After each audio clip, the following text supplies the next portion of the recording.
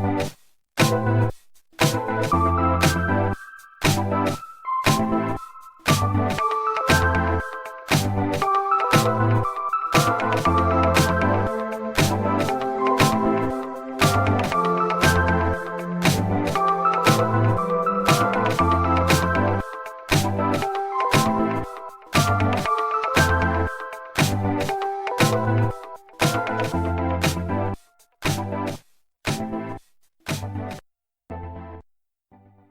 everyone, welcome back! And we have a very special guest. It's Jacob! It's me. I'm just kidding. Our special guest is my cousin Allison. Hello. Hey, welcome. So, we decided that we would come back to one of the topics that we did. I think it was our first topic, which is driving. We're revisiting an old one. I'm sorry guys, I am a little sick, so I sound probably funny. She's congested. Yes, I know I am. Someone else said they were sick, but they weren't actually sick, so I thought we would all sound funny, but it's just me. How could you do that, Allison? I'm sorry. I was talking about you. Things left unsaid. So I've been home all day, but I got up just for you guys, so we can record this. You're a real trooper. Cry me a river. I was sick for a week. You only been sick for a day. I've been sick since like Thursday. I'm still sick. It's not a sick competition. You can both stay on the other side of the country from me, because I don't want to catch it. Everyone's It's airborne, and you're going to get it through the air. And they cough into the mic for you. Oh, yeah. You give my computer a virus. Okay, so we're gonna come back to the topic of driving. Driving. I invited my cousin because we both grew up on the East Coast learning how to drive, and she grew up on the West Coast, so I figured add a different kind of perspective to unsaid rules. Coast to coast. Bumper to bumper. So, and even though I am my driving, I have noticed has started to change a little bit from being here on the West Coast. It's still not quite the same as learning how to drive here and been driving here for years. Okay, so something that I think holds true is city versus more like rural area. Do you think that you... what's your background? You drive in city a lot, I assume. Yeah, only city here. But is that an East Coast, West Coast thing? So maybe do you have experience from East Coast city to West Coast city? I think that's what I would need. I don't have much experience driving in the city other than Macon, and it didn't drive very far in Macon. Yeah, but that's not like Atlanta, though. No, I've only drove through Atlanta like once or twice. Yeah, I think I would need to have to like drive in Atlanta a lot to like know. Because I can whip around there. You definitely have to like drive differently in the city. But what's your experience? Which one are you talking to? You gotta address people. Yeah, that's true. We gotta featuring in. No, Allison, what's your experience like? What do you most drive? What do I most drive? Yeah, like what's your average route to work or something? I only my work and home are only 10, 15 minutes apart, so I don't have to drive very far. Okay. So I don't have to drive freeways or even go anywhere near downtown LA. Just a few blocks or back roads or something and you're there? But even at side streets, it still gets pretty hectic because I work, what do they call it? Like the industrial part. Okay. So there's a lot of trucks, train tracks, in and out, businesses. So I do get the congestion there. But yeah, I mean, overall, it's LA.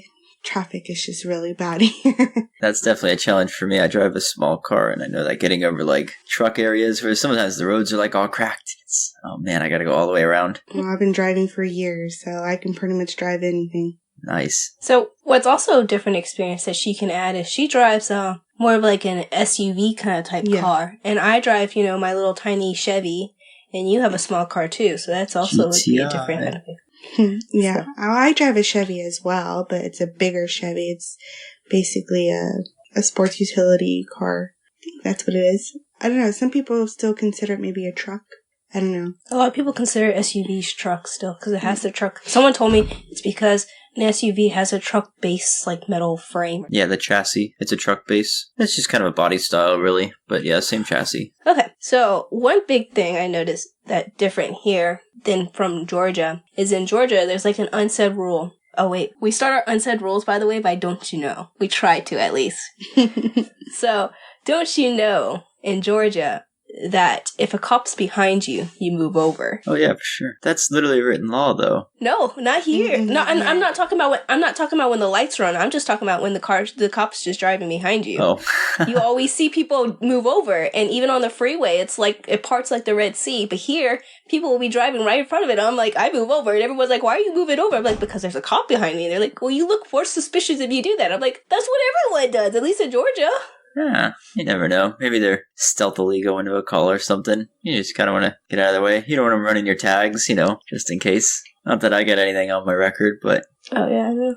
That's another, don't you know, is that if you're at a stoplight and a cop is up behind you, that you're going to get pulled over as soon as that light turns green. I've seen that happen so many times. It's happened to me a couple of times. One of the times was because my tag light was out. Oh. I didn't even know that. And they're not that serious here about those tag lights. Usually they just let you off with the warning. Gotta have one, and if they could see it, you're fine.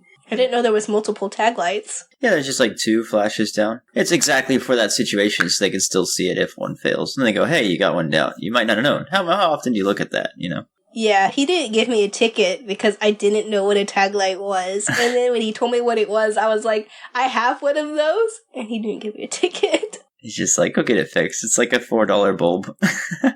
So I had my ex-boyfriend fix it for me because I didn't know how to do it. Oh, they're so easy. You just take off a little plastic thing and pull it out. You can just look at it and figure it out.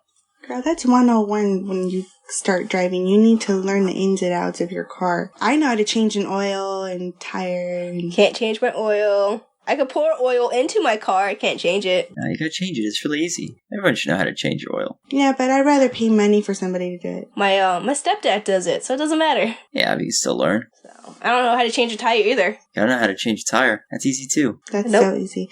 The only thing I don't know how to do is change my brakes, because you have your front brakes are easy. Those are easy to change, but the rear, because they're drums, they're a little different. I think I need to change my brakes. I haven't changed them yet. I definitely need to change mine. Mine are squeaking like crazy. I just tried to change some brakes this weekend. Shout out to K13. And it was a mess. I could not get the wheel off the car. I'm like, I know how to do this. But it was some special lug nuts, I'm convinced. And we're still trying to figure it out. But pretty soon, brakes are pretty easy. Once you can. Taking the wheel off the car is kind of easy too, but apparently I couldn't. I'm not used to those big SUVs. They're way bigger. Do you have Loctites on your tires? I have no idea. It's like the head's a little different. I couldn't get the socket. The hex was just spinning. I'm like, man. You might have Loctite. Maybe. No, I think it was because they're like aftermarket rims. Well, even at that, you should have had some kind of device to remove it. Yeah, I threw everything I had at it.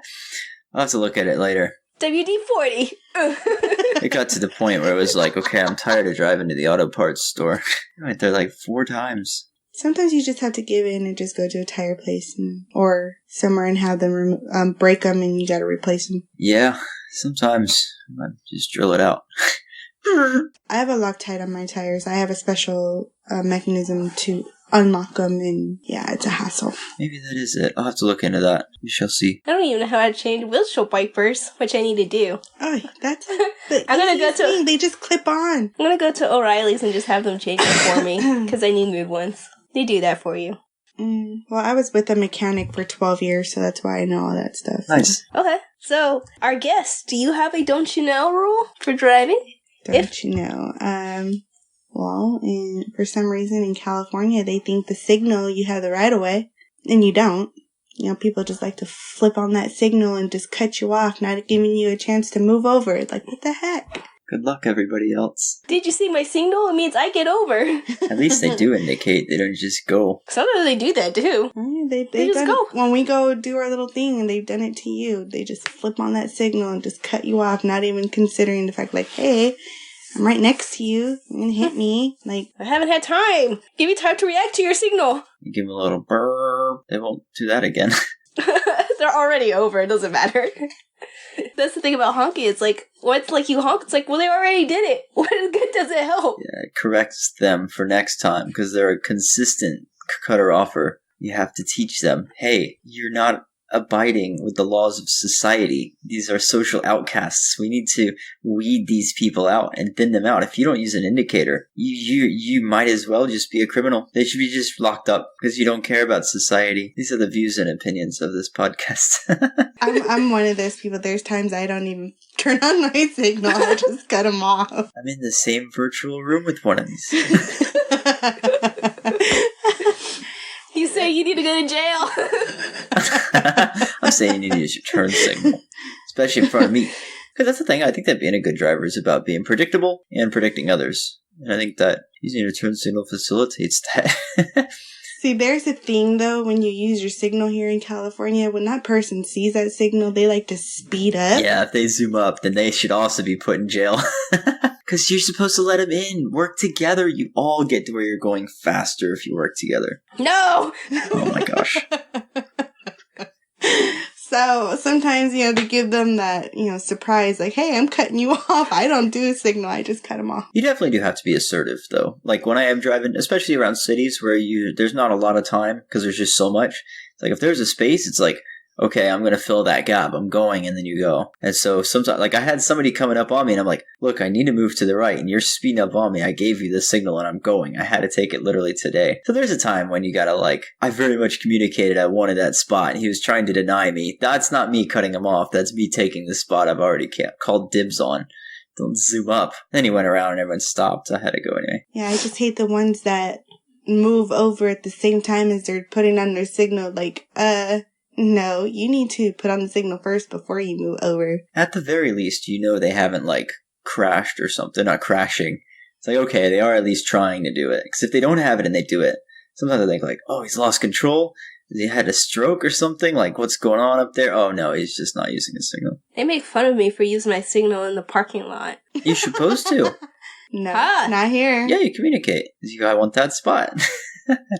Yeah, well, that's the only time you signal is if you're waiting for a spot. But she literally uses her signals when she's turning into the other aisles. Yeah, well, you should, because then the pedestrians know where you're going. Oh, can I start crossing? They're turning. Okay, I can go. Well, See? The pedestrians here don't care. They walk in front of you. It's like China. But you also have the parking garages that, you could go left or right. So I use my signal because I don't want the other person, because there's no stop signs inside the parking garage. So you don't really know who has the right of way in that area. So I use my signal so that they don't hit me. People don't even use the stop signs in the parking lots. I mean, it's just they feel the stop signs in the parking lot are a lot different from the ones in the actual street, which they're not, but that's just how Californians drive. I do have some. I used to live in a neighborhood where there was a stop sign, and I've heard something if they're on a private road, they don't really matter. Or if they're not on the main road, we don't advocate this, but I definitely, a friend of mine would just run that all the time.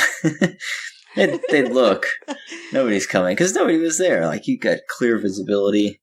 It's I'm just going. For instance, we have a Target right here up the street, and they have a random stop right there, and it's just nobody stops there. They just go right through it, and there's usually cops sitting right there, and nobody cares. It's it's a parking lot. Why do we need to stop? I don't know. It's just we just think differently. I don't know. Even right here up our street, right here on Yukon. Oh yeah. That stop sign, people just don't even acknowledge it, and here you come, and they might T-bone you. What the heck?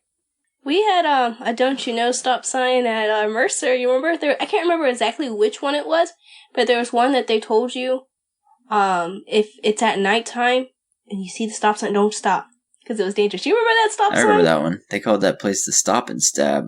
There's a little gas station there. You just got that red light. It was just real secluded. It was a little eerie. And I was like, eh. Yeah, so you don't stop at that spot at night. Mercer has a lot of don't you knows because it's in on the borderland in between a not safe area and a safe area. So we're right along the freeway. So on the other side of the freeway, it's not that very safe. Mm-hmm. So they used to say, don't cross the bridge unless you're in a group, and don't cross the bridge at night. This might be outdated, though, because I'm pretty sure that since they've built some lofts over there. Oh, they really? They brought up that old high school. I might be wrong, but I'm pretty sure. I think they built lofts there. I'm 95% sure. So this might be outdated. You might be old crow. Oh no! Don't you remember when they got rid of J. Joe's? Back in the day, that was really a rule, though. Yeah, they did. It's a new coffee place now. Yeah, but it's not J. Joe. It doesn't count.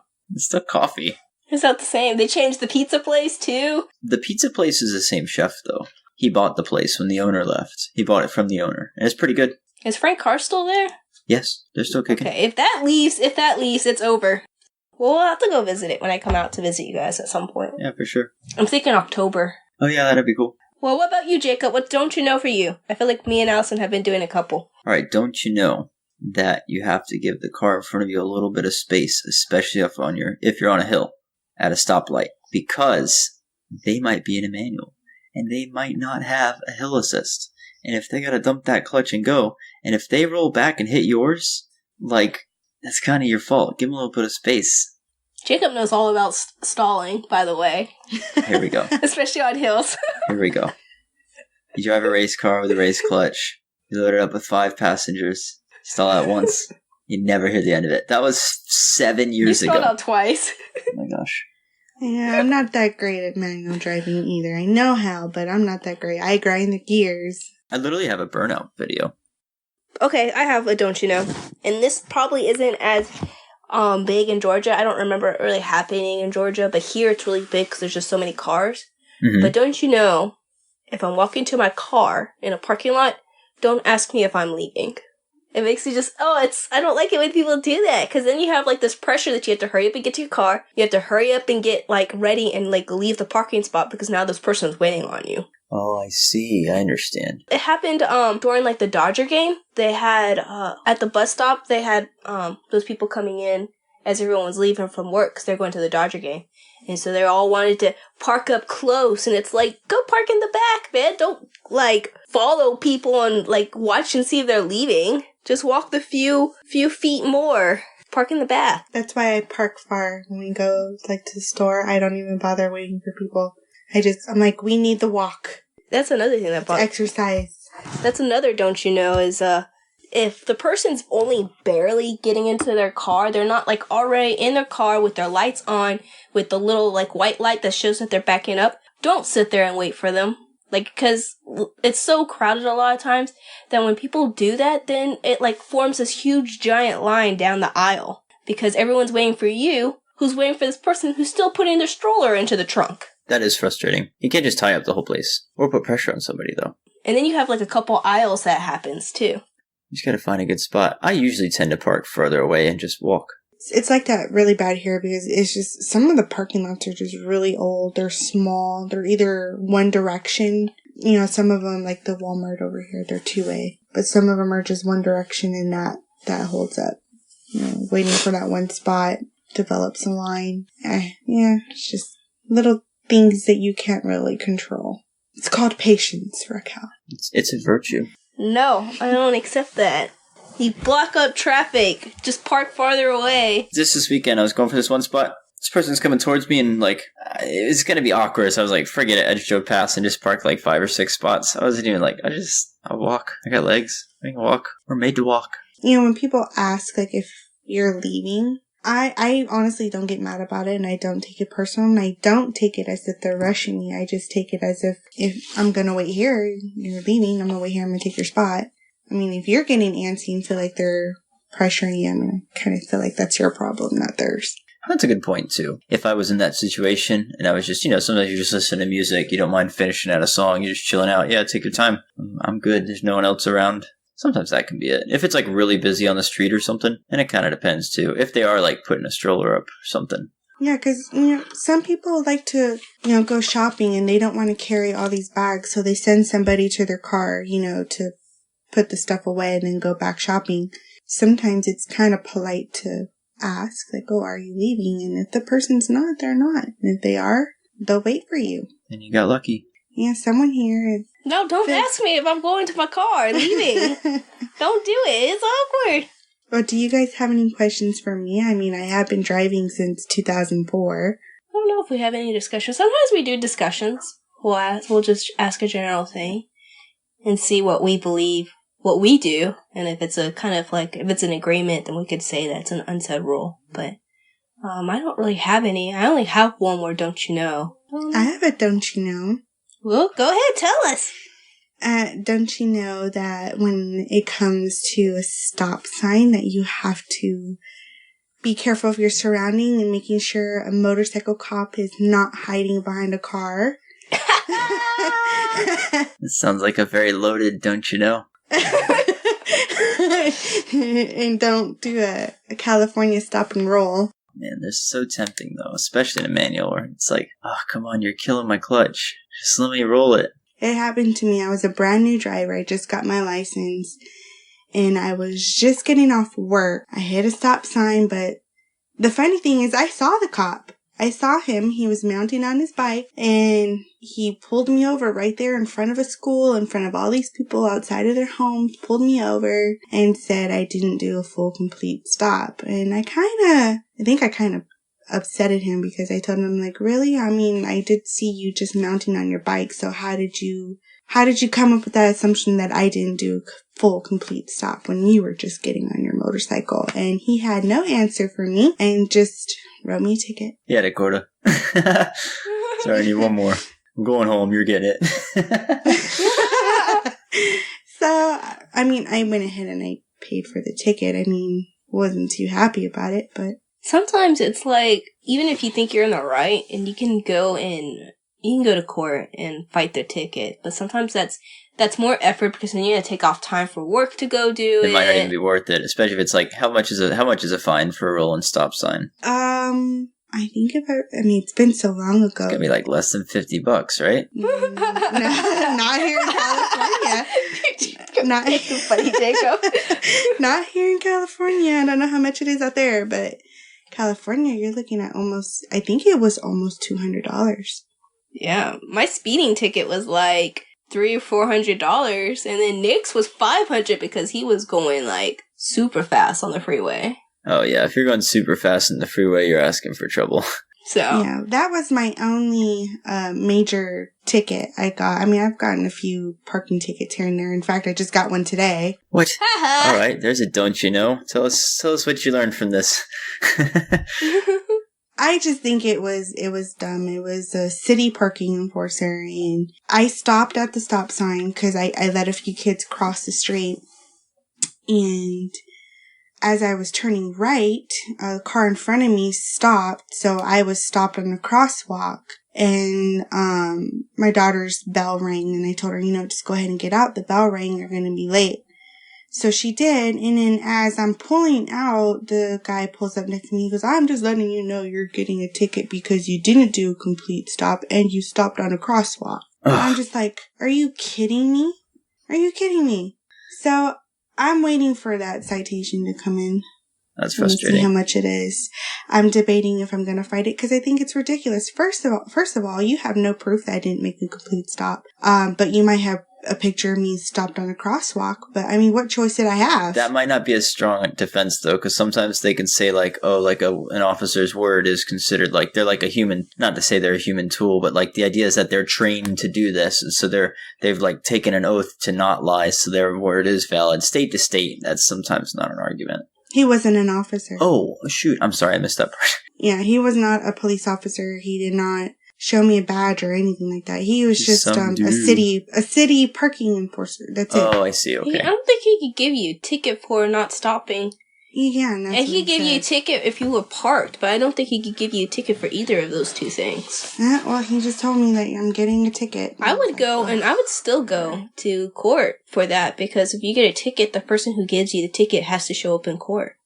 And if they don't, then you get out of the ticket. That's not a bad strategy. That happened before at her old school when she was in elementary school. This is when I was with her dad, and we went to go pick her up, and he parked the car in a place that you're not supposed to, I guess, during school hours. But the parking enforcer just drove right by him, didn't even bother, like, hey, you're not supposed to be stopped here. No, because they want your ticket money.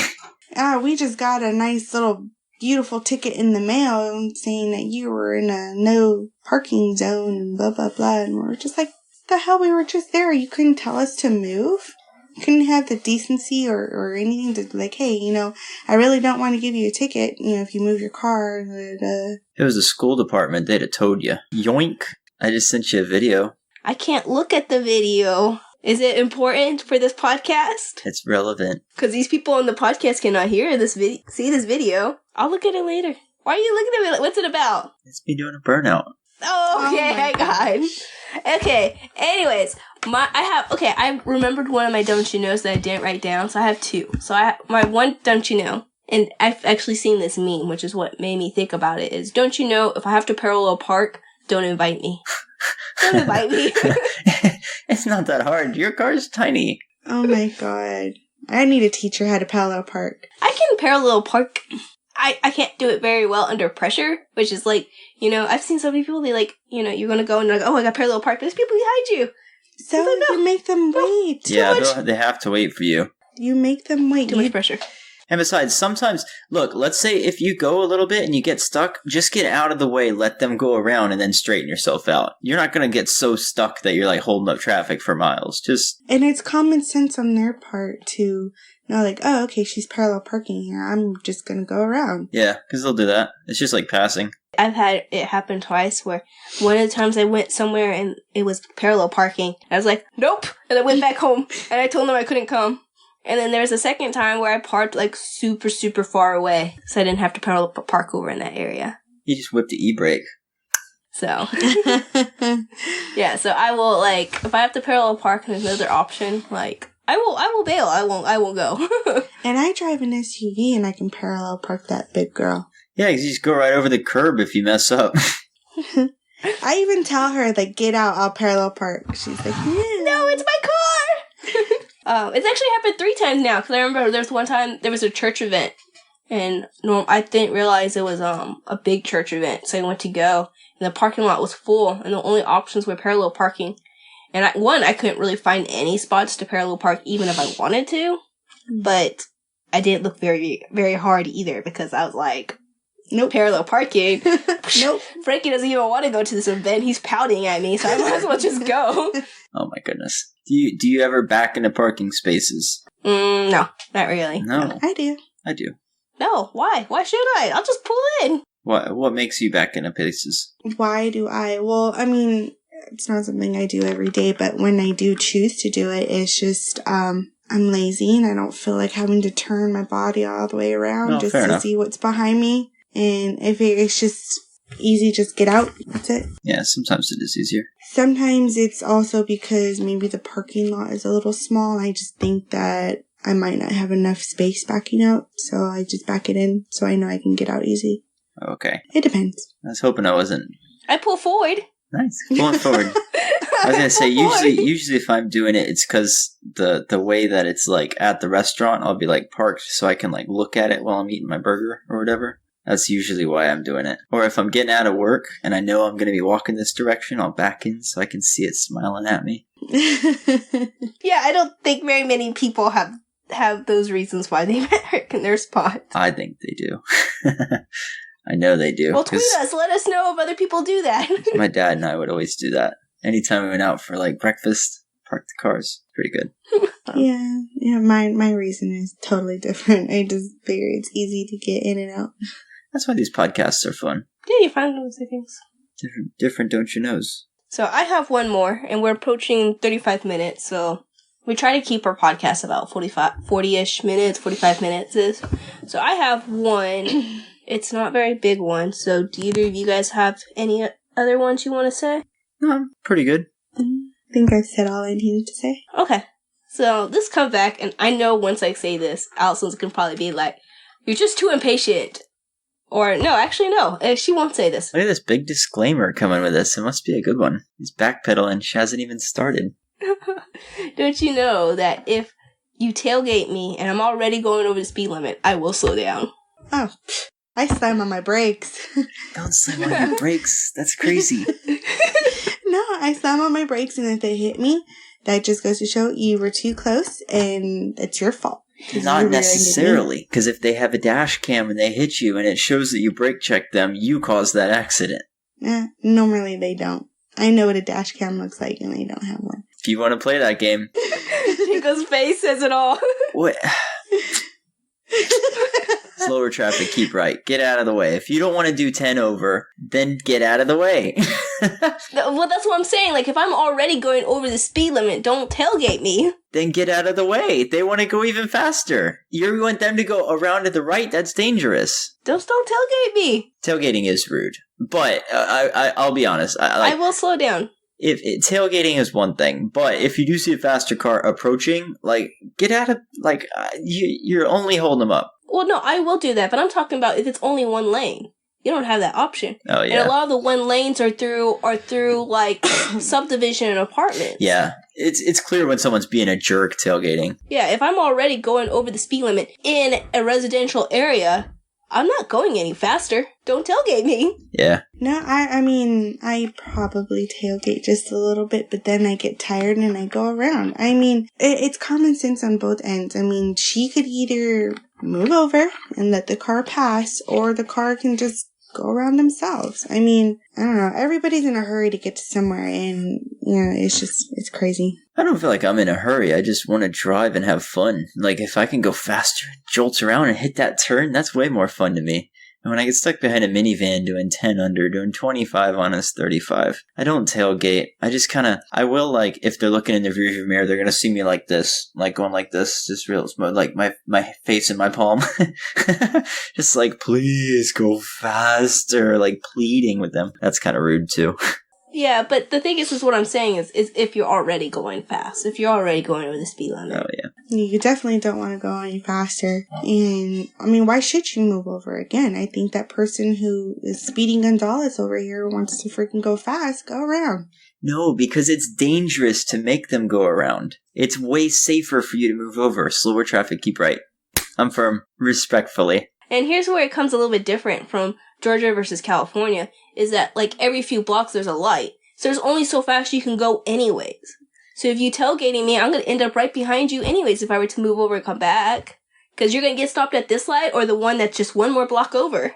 Yeah, we have a lot of traffic lights. So you can't speed through the city. Yeah, but still, if you're going, like, real slow, like, if you're like, slow to accelerate, like, come on, you got to get everyone through that light. Floor it. So, well, but we're not talking about that. We're saying if you're already going over the speed limit, even if you want to be Speedy Gonzalez, you're going to get stopped at that light right up there that's red. I guess. Yeah, because, I mean, with anyone's luck, there's probably a cop at the other intersection just waiting for you to run that yellow light. Oh, that's one thing that's weird here is that, like, that light will turn red and you still see people going through that light. Oh yeah, there's so many people around Miami's that like just that. run red lights. Miami's like that. Georgia wasn't like that. And even in Georgia, like, you didn't really so much go out into the interstate when you're turning. And here, you get honked at if you don't.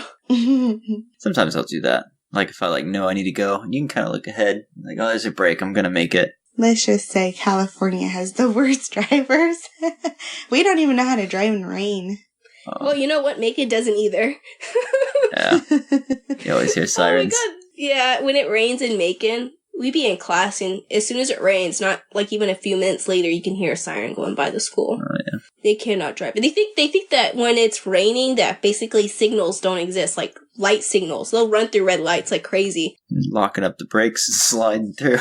It's like, what? Just because it's raining doesn't mean that light is not red. You have to stop. That happened to me once. I forgot where I was going, and it was raining, and I was going a little fast, and I didn't have time to stop, and I slid in the intersection, slamming on my brakes. Oh, with your tank. But that's when I learned that you gotta downshift if that's gonna happen. If it's raining and you feel like you're not gonna make the light, you just downshift. You save on your brakes and your engine and all that stuff, and you don't slide. So. I don't think I've ever slid in my car. You probably have anti-lock brakes. Probably. Oh, my car was much older. It was a 96 Honda. So. Yeah.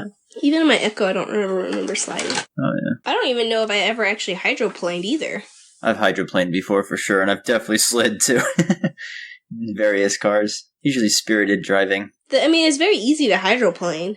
And with how much it rained in Georgia, I'm pretty sure it had. But they say that if you hydroplane, you'll know if you hydroplane. Oh yeah, it feels like you're just on glass. You just, whoa. You just keep your momentum. Don't panic. And let the wheels relax. Don't stomp on the brakes or something. That's the worst thing to do. Even when you have a tire blowout, you turn your wheel the opposite direction that your car is going and you downshift. You don't slam on your brakes because you'll flip. Yeah, you offset it. Overcorrecting is, whoa. You just go. Mm-hmm. And SUVs are really bad for that. Overcorrecting is really big in Georgia, though, because in Georgia, you have, like, the yellow line that ends the lane or whatever, ends the road, and then you just have a ditch on the other end, whereas here you have nothing, no little space after that line. Where here in here in California, you do. So people will end up in that little ditch, and then they'll freak out and overcorrect it and go into the lane with the car coming the opposite direction. Mm-hmm. It's really dangerous. Don't you know? Don't overcorrect. Don't oversteer unless you're a trained professional.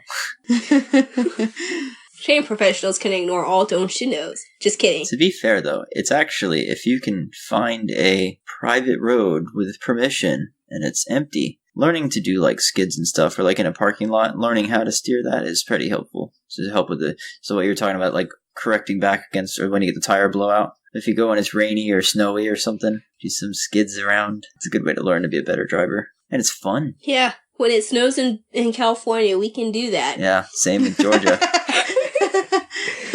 So, actually, it did snow here in North Los Angeles. It snowed not too long ago. It snowed up in, what is it? Some people said like close to Pasadena. Yeah, some people said Pasadena. Where else? That's still like Los Angeles County, dude. So it snowed in Los Angeles. Can you believe that? Pretty crazy. It snowed in Vegas. Wow. Well, I think it snows there every once in a while. Though, no, it doesn't? Mm-mm. Oh, I I thought. bet Vegas looks pretty cool with snowfall on it.